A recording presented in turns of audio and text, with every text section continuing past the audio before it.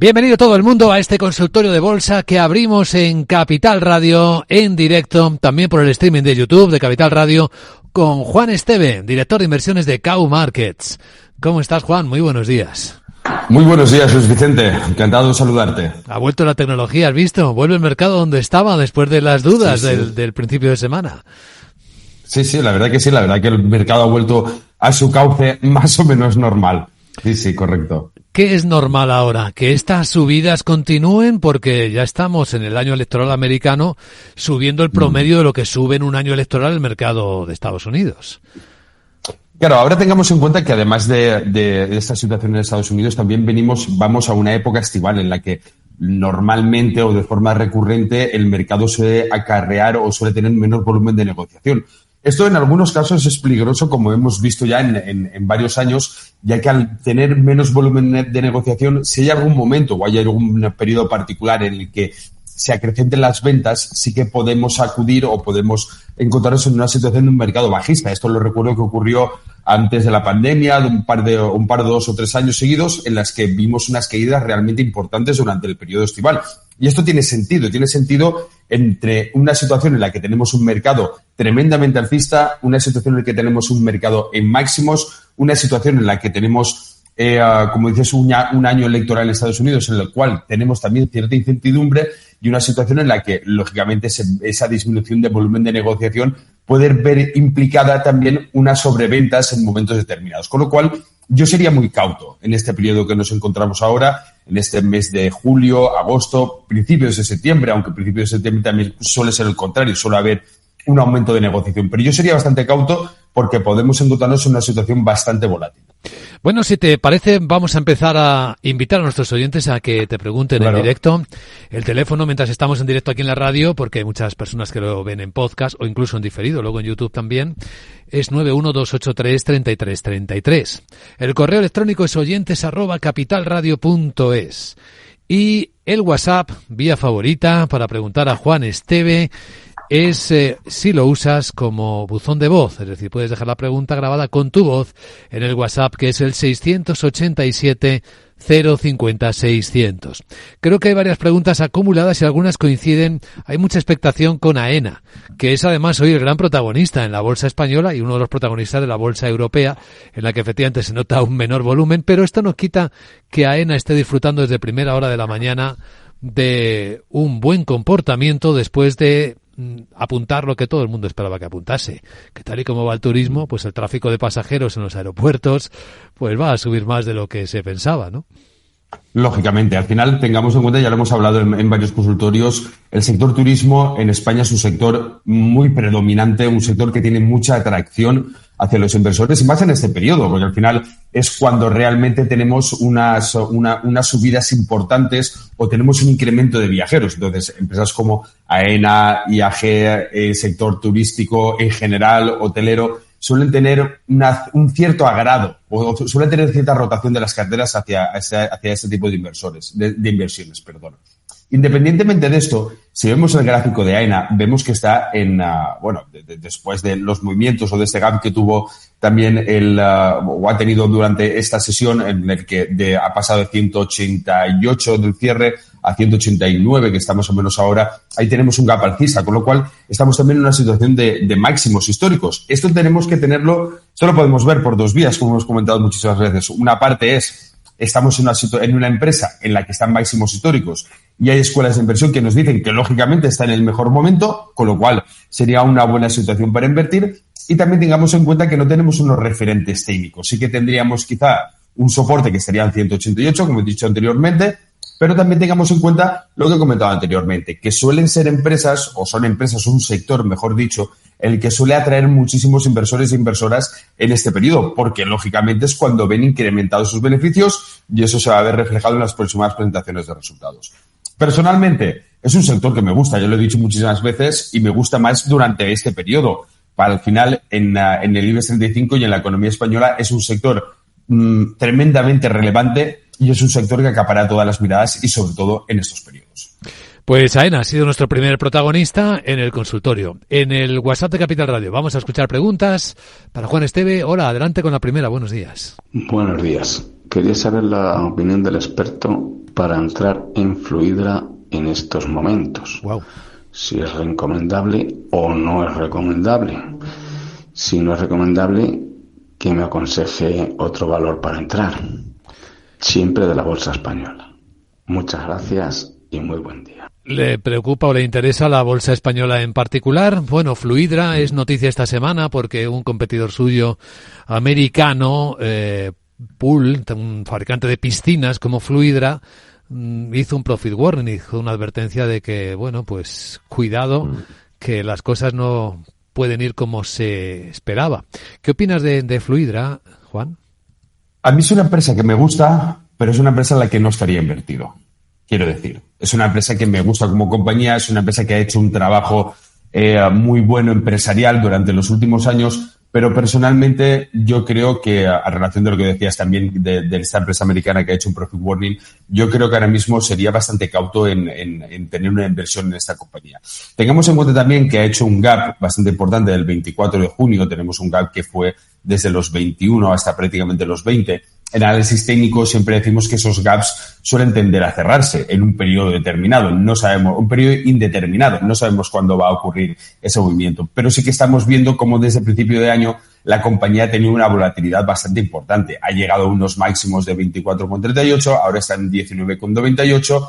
Yo personalmente, si no la tuviera en cartera, esto es una opinión personal mía, yo sería bastante cauto a la hora de entrar. ¿Qué valores o qué sectores, mejor dicho, vería alternativos para poder hacer quizá una rotación o buscar cierto grado de rentabilidad? Como he dicho anteriormente, yo creo que ahora mismo el sector turístico es un sector que tiene un comportamiento muy positivo y históricamente durante este periodo es un sector que se comporta bastante bien.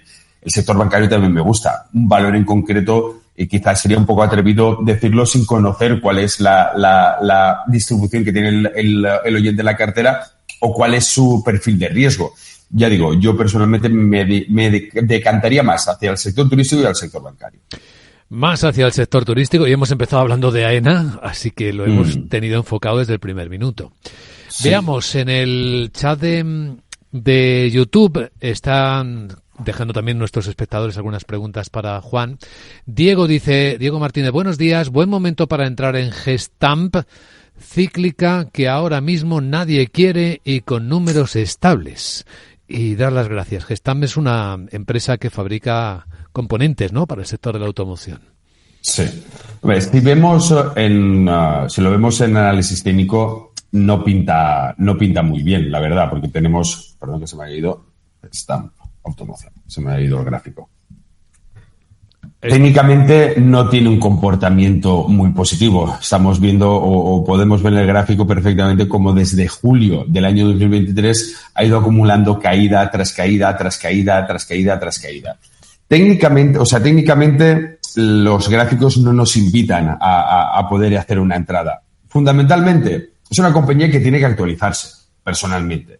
Hay una situación en el sector automovilístico bastante complicada. Ya sabemos perfectamente que el mercado chino o los fabricantes chinos están comiéndose el mercado del vehículo eléctrico. Estamos viendo cómo Europa quiere poner ciertos aranceles también a los vehículos eléctricos chinos. Es un mercado que no termina de estar definido. Es un mercado bastante complicado y que tiene una indecisión para mí bastante importante. Por lo tanto, yo personalmente, si lo viéramos por técnico, estamos en una zona de soporte en los 2,805, una zona de soporte en la que puede rebotar y puede irse a una resistencia cercana a las 2,91, pero por la parte fundamental yo sería bastante cauto también a la entrada y quizá buscaría un valor alternativo para poder gestionar una cartera de una forma más adecuada.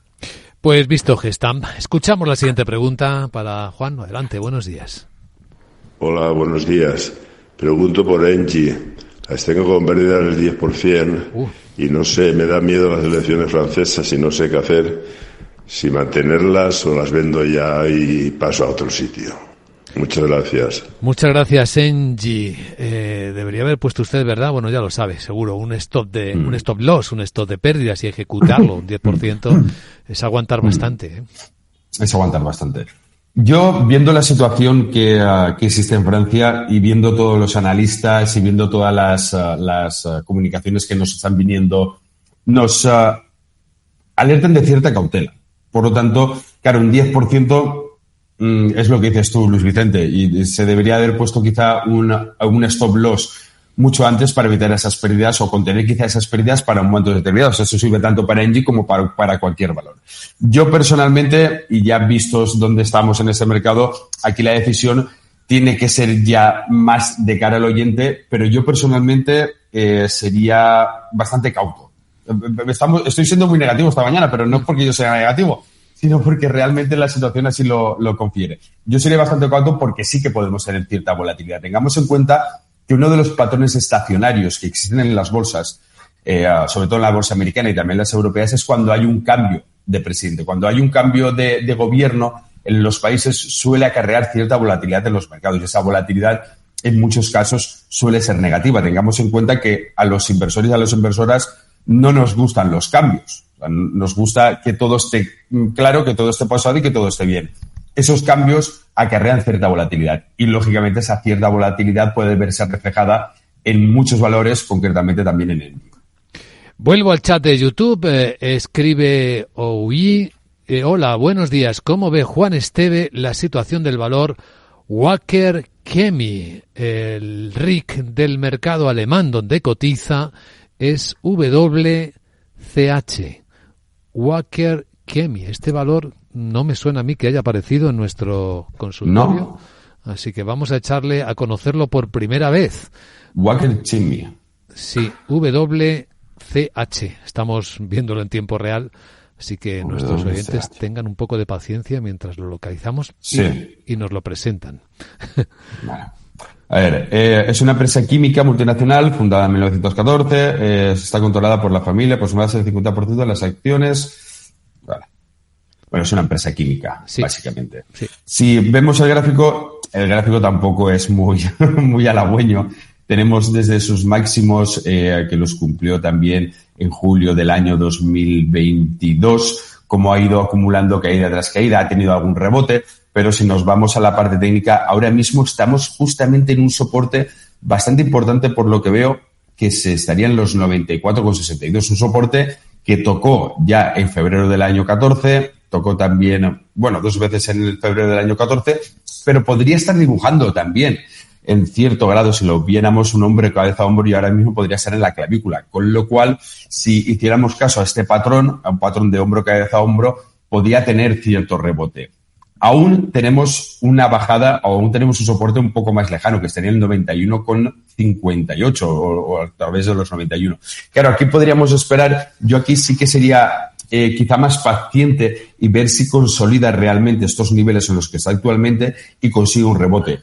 Lo que nos dicen los estudios de análisis técnico a través de estas figuras de hombro, cabeza a hombro, es que cuando están en una clavícula, lo lógico o lo habitual, tampoco es lo lógico, lo habitual, lo que ocurre muchísimas veces es que suele rebotar. Esto no es una ciencia exacta. Yo solamente lo digo por la figura que parece que está formando o parece que está formando. Yo lo que haría sería bastante cauto y también bastante paciente para ver si realmente consigue consolidar esos niveles. Y si hubiera cierto rebote, yo sí que me adentraría al valor a buscar unas referencias mucho más altas. Wacker Chemie. Bueno, pues lo dejamos ahí. La química alemana. Otra pregunta para Juan Esteve en el WhatsApp. Hola, buenos días, adelante. Buenos días.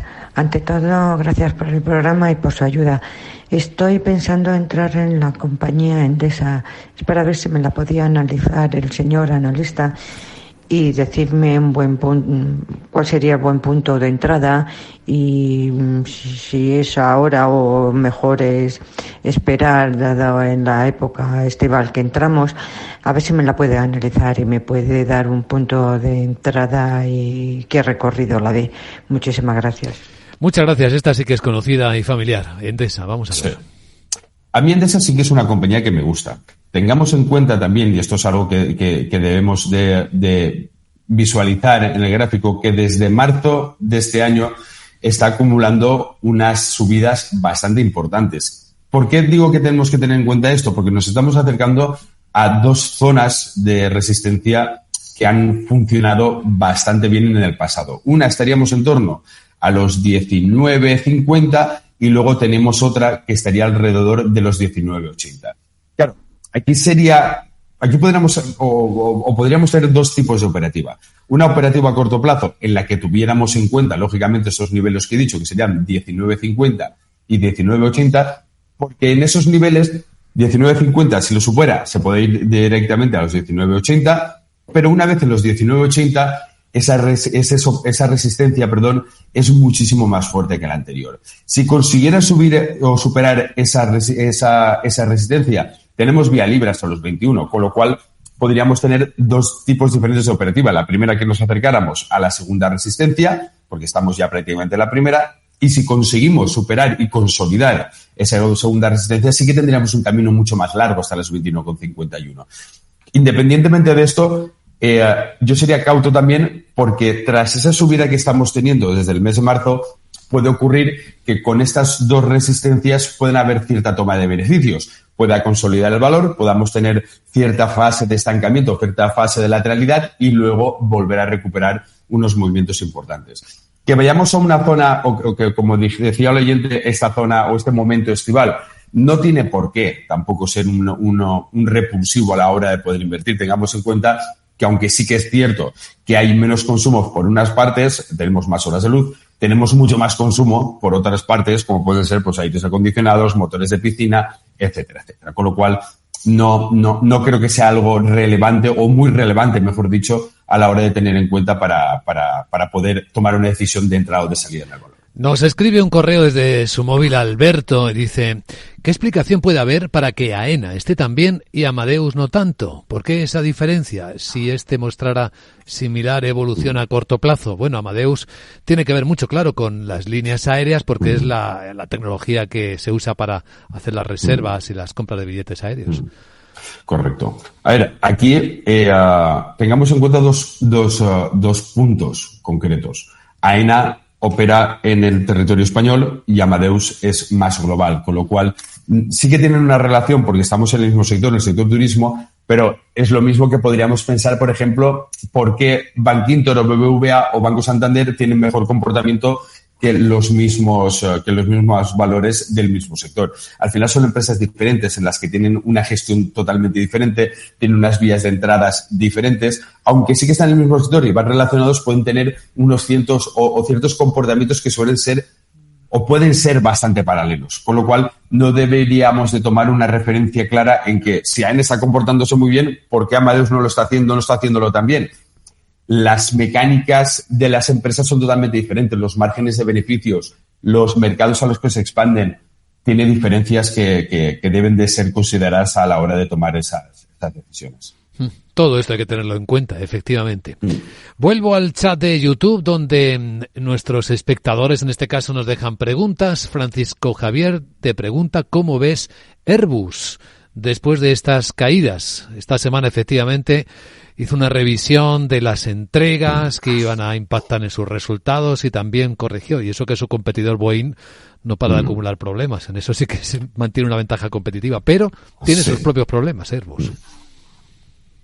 Claro, aquí es algo que yo recuerdo, Selena, Luis Vicente, ¿te acuerdas? Selena escribió una vez un artículo en el que hablaba precisamente de esas compañías, y un artículo que me gustó mucho, y es el que esas compañías suelen ser o son compañías que cuando hay problemas las acucian, o sea, se suelen ver reflejadas en las cotizaciones, pero también son compañías que son bastante impermeables en el tiempo a los problemas que puedan acarrear. Con lo cual, hay compañías que realmente tienen una trayectoria muy importante, que sí que se ven mermadas en algunos puntos porque pues los pedidos, accidentes, desgraciados accidentes, situaciones concretas, pero siempre son compañías que suelen tener una recuperación bastante importante, porque al final son dos compañías, tanto Boeing como Airbus, que dominan el mercado. Son compañías que en mayor o en menor grado se dividen o compiten en cuanto a los mercados que tienen. Pero independientemente de eso, son compañías que a largo plazo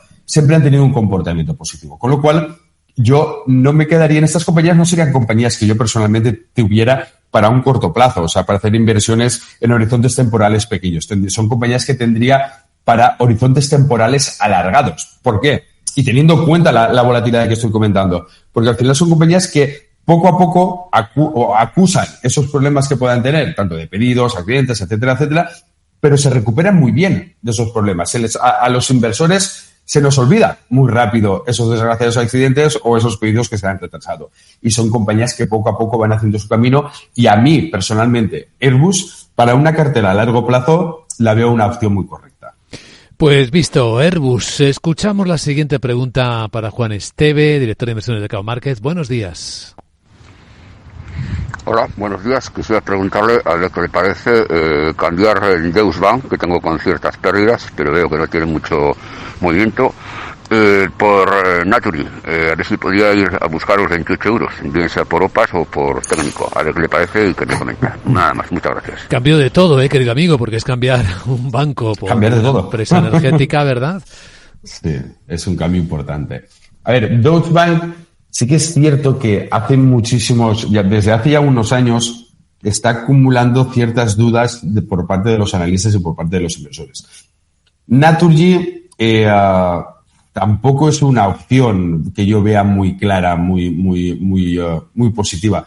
Si lo miramos por análisis técnico, volvemos a lo que comentaba antes del el tema de los gaps. Hay un gap muy importante desde los 24 hasta los 22 que ocurrió a principios de este mes. Y si lo analizamos por análisis técnico, esos gaps, como he dicho anteriormente, son figuras que tienden a cerrarse. Con lo cual, dependiendo de la inversión que esté planteada. Si es una inversión especulativa, pues bueno, podría haber cierto movimiento a corto plazo en Naturgy. Si es a largo plazo, yo quizá buscaría opciones diferentes. Es decir, si estábamos en el sector bancario, es un cambio bastante drástico que tendrá su sentido, tendrá sus motivos el oyente, totalmente claro.